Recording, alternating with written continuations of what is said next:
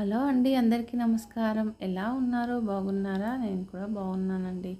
మీరు కూడా బాగుండాలని మనస్ఫూర్తిగా కోరుకుంటున్నాను. అలాగే ఇది దసరా ముందు రోజు, అలాగే దసరా రోజు వీడియో అండి. మా సైడ్ మేము దసరా పండుగ ఎలా చేసుకుంటామనేది చూపిస్తున్నాను. దసరా ముందు రోజు మా ఊర్లో చాలా బాగుంటుందండి పండగ అయితే. పెరుగు బసంతం అనేసి చేస్తారు. స్వామివారి ఊరేగింపు చాలా బాగుంటుంది. మా సైడ్ ఎలా చేస్తారనేది, టెంపుల్ ఎలా ఉంటుంది అనేది చూపిస్తాను. ఇంకా మార్నింగ్ అయితే దసరా ముందు రోజు ఇలా వాకిలంతా ఊడ్చేసి ముగ్గులైతే పెట్టేశానండి. ఇండ్లన్నీ తుడిచేసి, అంటే ఈరోజు ఇండ్లన్నీ వాటర్తో కడిగేశానండి. చాలా పెద్ద పండగ, టెంపుల్కి వెళ్తాం కాబట్టి మా దగ్గర దసరా చాలా బాగుంటుంది. వాటర్తో ఇండ్లన్నీ కడిగేశాను. పొద్దున్నే లేచానండి ఈరోజు. చాలా 5ంటికి లేస్తే నా పనులన్నీ చాలా ఫాస్ట్గా అయిపోయాయి. ఇక్కడ వంట అయితే చేసేస్తున్నాను. టీ అయితే పెట్టేశానండి. ఈరోజు పప్పు అయితే వేశాను. పప్పు చేసేసి గుడికి అయితే వెళ్దాము, వంట తొందరగా చేసుకొని అనేసి పనులన్నీ కంప్లీట్ చేసుకొని టెంపుల్కి అయితే వచ్చేసాము. ఈ విధంగా ఉంటుందండి టెంపుల్లో అయితే. ఈ రోజు కోసము, నవరాత్రులు స్టార్ట్ అయిన నుంచి ఈ రోజు కోసం ఎదురు చూస్తున్న వాళ్ళు చాలామంది ఉంటారు. పెరుగు బసంతం అనేది ఎంత బాగుంటుందంటే, ఇలా మొత్తము దేవుడిని ఇలా గుడి చుట్టూ తింపుతూ ఉంటారు. పిల్లలు చూడండి ముందు ఎలా సౌండ్ చేసుకుంటూ అరుస్తూ వెళ్తారు. ఈ పండగ అయితే మా ఊర్లో చాలా బాగుంటుందండి. మా ఊర్లో అయితే టెంపుల్, అనంత పద్మనాభ స్వామి టెంపుల్ ఉందని చెప్పాను కదా, చాలా బాగుంటుంది.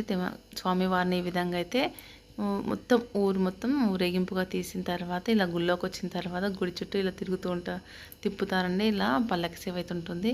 ఇక్కడ అబ్బాయిలు అయితే ముందు పరిగెత్తుతూ, చిన్నపిల్లలు అయితే చాలా ఎంజాయ్ చేస్తారండి.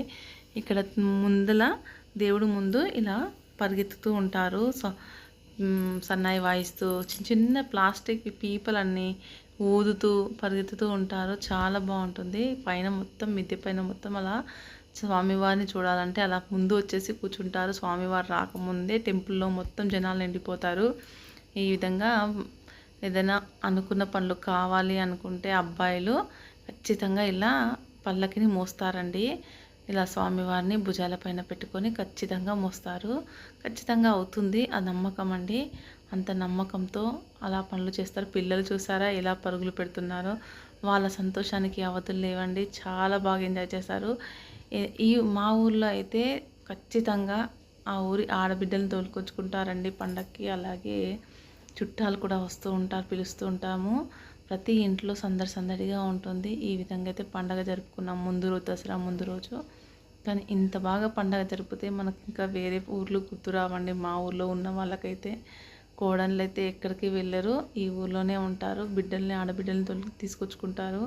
ఈ విధంగా పండగ ఎప్పుడు వస్తుందా అని పిల్లలు ఎదురు చూస్తూ ఉంటారు. ఆడవాళ్ళమైతే బతుకమ్మ ఆడడానికి చాలా ఇంట్రెస్ట్ చూపిస్తాము. ఈ విధంగా అయితే సంతోషం మామూలుగా లేదు. పండగ రోజు అంటే ఇది ముందు రోజు, దసరా ముందు రోజు పెరుగు బసంతం అంటారు దీన్ని. ఇలా పెరుగు బసంతం రోజు స్వామివారు చూసారా ఎంత చక్కగా వచ్చారో. ఇక్కడైతే స్వామివారు ఎలా కూర్చున్నారో చూడండి, ఎంత చక్కగా అనిపించిందో. ఇక్కడైతే దసరా రోజు అండి. దసరా రోజు మార్నింగ్ తీసిన వీడియో. ఇలా మార్నింగ్ అయితే వాకిలంతా ఊడ్చి కడిగేసి ముగ్గులు అయితే పెట్టేశాను. ఈరోజు మేమైతే స్వీటే చేస్తాము. దసరా రోజు హాట్ చేయము, నెక్స్ట్ డే చేస్తాము. ఇలా వాకిలంతా కడిగి తుడిచేసిన తర్వాత ఇంట్లోకి అయితే ఇండ్లన్నీ తుడిచేసానండి. పిల్లలు లేవకముందే తుడిచేసాను. ఈ విధంగా మొత్తం పనులన్నీ కంప్లీట్ చేసుకుంటేనే ఫాస్ట్గా అయితే. మరీ పండగ అంటే పనులు చాలా ఉంటాయి. ఇక్కడైతే పప్పు అయితే ఉడకబోతున్నానండి, భక్షాలు చేద్దామనేసి ఈ విధంగా పప్పు ఉడికిస్తున్నాను. పండగ అంటే ఆడవాళ్ళకి హాలిడే ఎక్కడండి, చాలా పనులు ఉంటాయి. పిండి వంటలు చేయాలి, అన్నీ రెడీ చేసిన తర్వాతే మళ్ళీ టెంపుల్కి వెళ్ళాలి. ఇలా పనులన్నీ ఉంటాయి. ఇక్కడైతే పప్పు ఉడకబెట్టేస్తున్నాను, ఇక్కడ పాలు పెట్టేస్తానండి. ఇలా ఫాస్ట్గా వంట అయితే కంప్లీట్ చేయాలి. ఈ పప్పు పైన వచ్చిన ఈ పొంగంతా తీసేస్తానండి, ఈ బురుగంతా తీసేస్తాను ఇలా. ఎందుకంటే అందులో డస్ట్ కూడా వచ్చేస్తుంది. అలా తీసేసిన తర్వాత ఉడికించి దాన్ని అయితే పూర్ణంతో రెడీ చేసుకోవాలి. భక్షాలు అయితే చాలా బాగా వస్తాయి. ఇలా ఉడికించిన తర్వాత నేను శనగపప్పుతోనే చేస్తాను. చాలా మట్టుకు శనగపప్పు కొద్దిగా ఉడికిన తర్వాత అందులో కందిపప్పు వేస్తారు. అలా చేయడం వల్ల గ్యాస్ ట్రబుల్ అనేది ప్రాబ్లం ఉండదనేసి అలా వేస్తారు కందిపప్పుని. కానీ నేను ఎప్పుడు అలా ట్రై చేయలేదు. ఇక్కడైతే శనగపప్పుతో పూలు అయితే చేసేస్తాను. ఈ విధంగా పప్పు ఉడికిచ్చేస్తున్నానండి. అందరికీ హ్యాపీ దసరా అండి. ఆ వీడియోస్ అయితే అప్లోడ్ చేయలేదు, చాలా బిజీగా ఉండడం వల్ల వీడియోస్ అయితే పెట్టలేదు. ఈ విధంగా అయితే పిండి వంటలు ఎవరెవరు ఏమేమి పిండి వంటలు చేసుకున్నారో కామెంట్ బాక్స్లో కామెంట్ చేయండి ఫ్రెండ్స్. ఇక్కడైతే పూర్ణం అయితే రెడీ చేసుకోవాలంటే ఫస్ట్ పప్పు ఉడికించాలి. పప్పు ఉడికించిన తర్వాత ఇక్కడ మళ్ళీ పాలు అయితే ఎవరికి టీ కావాలో కాఫీ కావాలో చూసి వాళ్ళందరికి పెట్టించేసి టిఫిన్ అయితే రెడీ చేయాలి. ఇంకా పిల్లలు లేవలేదనేసి టిఫిన్ రెడీ చేయలేదు. పప్పు ఉడుకుతుంది చూసారా, ఈ విధంగా అయితే ఉడికించేసేయాలి. చాలా మట్టుకు పప్పు ఉడికేటప్పుడు కొందరు పసుపు వేస్తారండి. నేను అలా ఏమీ వేయను, ఇలా ఉడికించేస్తాను. అలాగే టిఫిన్ అయితే చేయాలనేసి సేమియా అయితే వేయిద్దామనేసి తీసాను. వేయించేసి సేమియా ఉప్మా చేసేస్తాను ఈరోజు టిఫిన్. లంచ్లోకి అయితే పాలతో భక్షాలు తింటారు. ఇక్కడ ఉప్మా చేసుకుంటూనే ఇక్కడ పిండి తడిపేసానండి. ఒక్కొక్క పని చేసుకుంటూ ఇంకో పని చూసుకుంటూ చేస్తూ ఉంటాను. చాలా ఫాస్ట్గా అయితే పనులు అయితే కంప్లీట్ అవ్వాలి. పిల్లల నా దగ్గర పని ఎక్కువగానే ఉంటుంది కదా, అలాగే పండగ మరి ఇంట్లో కిచెన్లో పనులు చాలా ఉంటాయి. ఈ విధంగా అయితే అక్కడ పిండి తడుపుతూ ఉన్నానండి భక్షాలు చేయడానికి. ఇక్కడ ఉప్మా అయితే రెడీ చేస్తాను చూసారా. ఇక్కడ ఒక పని చేసుకుంటూ ఇంకో పని చేస్తూ ఉన్నాను. ఈ విధంగా అయితే ఉప్మా ఉడికిపోయేలోపు పిండి అయితే తడిపిస్తాను చూసారా. ఉప్మా అయితే రెడీ చేసేసాను. నెయ్యిలో వేయించేసి బాదం కాజుని అయితే ఈ విధంగా వేసేసాను పైన. ఇంకా ఇక్కడైతే పిండి అయితే మొత్తం కలిపేసి నానబెట్టేస్తాను. పూర్ణం అయితే రెడీ చేస్తానండి. ఇక్కడ చారు కూడా పెట్టేశాను. ఈ పూర్ణం అయితే రెడీ అయిపోయింది. పిండి కూడా నానిపోయింది, చాలా బాగా నానిందండి. పిండి నానబెట్టేసి టిఫిన్ చేసేసాము. అలాగే పప్పు రుబ్బేసానండి, చారు కూడా పెట్టేశాను. ఈ విధంగా చారు రెడీ అయిపోయింది. ఇప్పుడైతే ఇవన్నీ నానేలోపు టిఫిన్ చేసిన తర్వాత ఉప్మా అయితే తినేసి మళ్ళీ భక్షాలు అయితే చేసేస్తాను. ఇంకా టిఫిన్ అయితే పెట్టేసుకున్నాను, పిల్లలకైతే పెట్టేశాను. టైం చూస్తే 10:30 అవుతుంది. 12 వరకు అయితే కంప్లీట్ చేసేసారు. భక్షాలు అనేసి అయితే చేశాను. ఉప్మా తిన్న తర్వాత భక్షాలన్నీ చేసేసానండి. చేసేటప్పుడు వీడియో అయితే ఏం తీయలేదు. ఇక్కడైతే పూజ అయితే చేసేసారు పిల్లలు.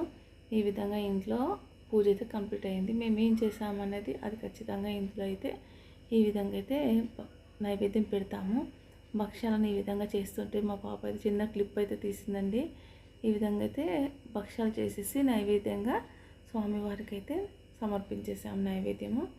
ఇలా అయితే భక్షాలు రెడీ అయిపోయాయి. ఇక్కడ లాస్ట్ పూలండి. ఇక్కడ మా పెద్ద పప్పు పెట్టించింది నాకు. ఇలా చేశాను చిన్న చిన్నగా, చాలా బాగా వచ్చాయి. పిల్లలు కూడా ఇంట్రెస్ట్ అండి ఇవి చేయడము. ఇలా చేస్తూ ఉంటారు, చూసి చేస్తారు. ఇలా భక్షాలన్నీ రెడీ చేసేసాను. ఈ విధంగా నేను చేసినవి ఇక్కడ ఉన్నాయి, పిల్లలు చేసినవండి ఇప్పుడు చూసినవి పోలీలు. ఈ విధంగా అయితే రెడీ అయిపోయాయి చూసారా. నెయ్యి వేసుకొని వేడి పాలు వేసుకొని తింటే చాలా బాగుంటుంది. టిఫిన్ అందరూ కంప్లీట్ అయిన తర్వాత ఇంకొద్దిగా మిగిలింది. ఇక్కడైతే చారు అండి, కట్టుచారు అంటాం కదా, ఆ కట్టుచారు అయితే రెడీ చేశాను. అలాగే అందులోకి కాంబినేషన్ అయితే వంకాయ కూర అండి. ఖచ్చితంగా వంకాయ కూర ఉండాల్సిందే. ఎందుకంటున్నానంటే ఆ కట్టుచారులోకి వంకాయలు ఉంటేనే చాలా బాగుంటుంది టేస్ట్. నేనైతే వంకాయ వేసాను, టమాటా వేసి వంకాయ కర్రీ చేశాను. ఇదండి ఈరోజు పండగ రోజు వంట అయితే.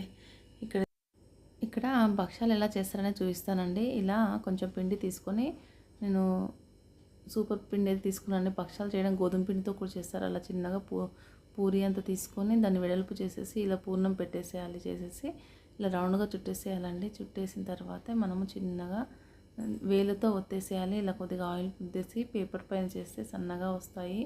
అలాగే ఆయిల్ వేసి చేస్తే నీట్గా వచ్చేస్తాయని చేస్తాను. ఈ విధంగా అయితే వేలతోనే ప్రెస్ చేస్తానండి నేను. ఈ విధంగా భక్షాలు అయితే రెడీ చేస్తాను. భక్షాలు రాని వాళ్ళకు ఒకసారి ట్రై చేయండి. ఇలా పేపర్ వేసి చాలా బాగా వస్తాయి. కానీ ఇంత సన్నగా చేస్తే అంత బాగుంటాయి. పోలేలు నోట్లో వేయగానే కరిగిపోతాయి, అలా ఉంటాయి. ఇలా నీట్గా చేసేస్తానండి. నాకు చాలా ఈజీగా చేయడం. భక్షాలు అయితే ఒక్కొక్క ప్రాంతాన్ని బట్టి ఒక్కొక్క పేరుగా పిలుస్తారు. భక్షాలు అంటారు, పోలేలు అంటారు, పోలే అంటారు, అలా పిలుస్తుంటారు. మేము పోలేలని ఎక్కువగా పిలుస్తాము, పోలేలని అలాగే భక్షాలని అంటుంటాము. కానీ ఎక్కువ మటుకు పోలేలు అంటేనే గుర్తుపడతారు. ఇలా స్వీట్ అయితే దసరా రోజు చేస్తాము, ఖచ్చితంగా పోలేలు అయితే చేస్తామండి. ఇంట్లో దేవుడికి నైవేద్యం కూడా ఇలాగే పెడతాము ఈ విధంగా. అలాగే ఈరోజు దసరా రోజే వెహికల్స్ కూడా పూజ చేసుకుంటామండి. ఇంట్లో ఏమేమి ఉన్నాయో వాటన్నింటిని నీట్గా కడిగేసి పూజ అయితే చేసుకుంటాం. ఇక్కడ భక్షాలు చేసేలోపు మా పిల్లలు అయితే బైక్ అయితే పూజ చేశారు. ఆ విధంగా అయితే ఒక్కొక్కరు పని అయితే హెల్ప్ చేశారు. అక్కడ నైవేద్యం పెట్టేసరికి 12 అవుతుందండి టైం అయితే. ఈ విధంగా భక్షాలు అయితే రెడీ అయిపోయాయి. ఇలా పనులన్నీ ఇంట్లో కంప్లీట్ అయిన తర్వాత ఈవినింగ్ టైంలో అండి మేము 5:30కి బయలుదేరాము. జమ్మిగడ్డ అండి. అంటే ఇక్కడ రావణాసురుని కాలుస్తారు. అలాగే ఊర్లో స్వామివారిని ఊరేగింపుగా ఇక్కడ తీసుకొచ్చిన తర్వాత స్వామివారికి పూజలు చేసిన తర్వాత ఇత రావణాసురుని అయితే కాలుస్తారు. ఈ గ్రౌండ్ మొత్తము ఈ విధంగా ఉంటుంది చూసారా.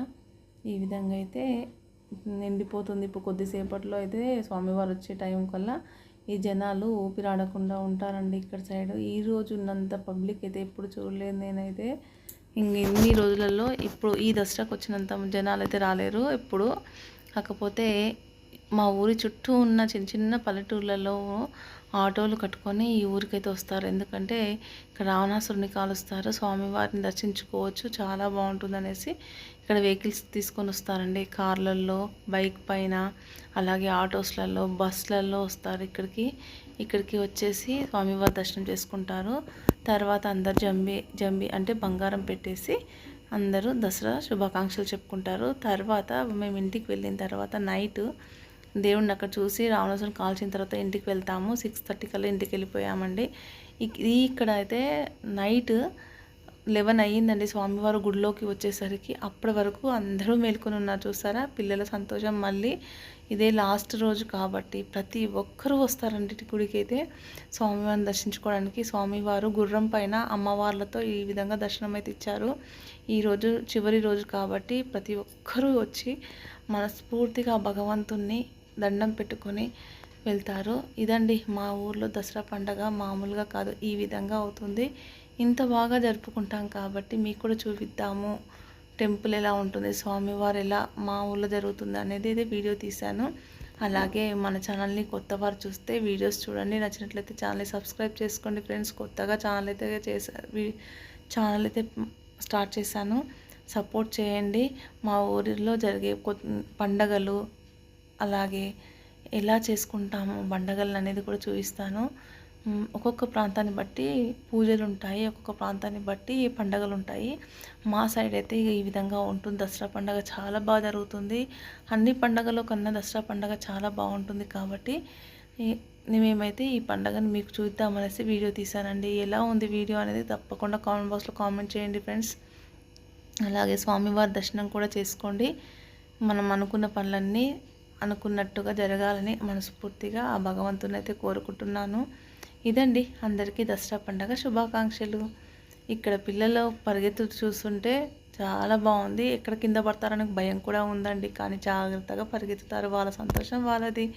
ఇదండి పండగ విశేషాలు. Okay, bye.